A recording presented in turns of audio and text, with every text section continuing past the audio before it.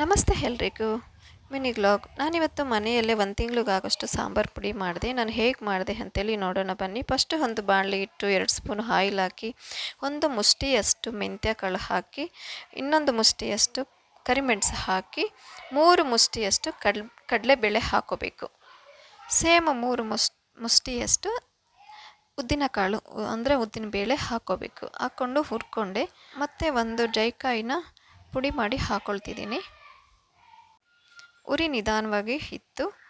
ಮತ್ತು ಧನಿಯಾಕಾಳು ಮತ್ತು 8 ಮುಷ್ಟಿಯಷ್ಟು ನಾನು ಹಾಕ್ಕೊಂಡು ಮಿಕ್ಸ್ ಮಾಡಿಕೊಂಡೆ. ಮತ್ತು ಕರಿಬೇವು 1 ಮುಷ್ಟಿಯಷ್ಟು, 2 ಥರದ ಮೆಣಸಿನ್ಕಾಯಿ ನಾನು ಹಾಕಿದ್ದೀನಿ, 1/4 kg ಜೀರಿಗೆ 1 ಮುಷ್ಟಿಯಷ್ಟು, ಚಕ್ಕೆ 2ರಿಂದ 3 ಪೀಸು, ಗಸಗಸೆ 2 ಸ್ಪೂನ್ ಹಾಕಿ ಮಿಕ್ಸ್ ಮಾಡಿದೆ. ಮತ್ತು ಹಿಂಗು 1 ಸ್ಪೂನ್ ಹಾಕ್ಕೊಂಡೆ. ಲಾಸ್ಟಲ್ಲಿ ಅರಿಶಿನ ಹಾಕಿ 1 ಸ್ಪೂನು ಚೆನ್ನಾಗಿ ಮಿಕ್ಸ್ ಮಾಡಿ ಮಿಕ್ಸಿಯಲ್ಲಿ ಪುಡಿ ಮಾಡಿದ್ರೆ ಸಾಂಬಾರು ಪುಡಿ ರೆಡಿ.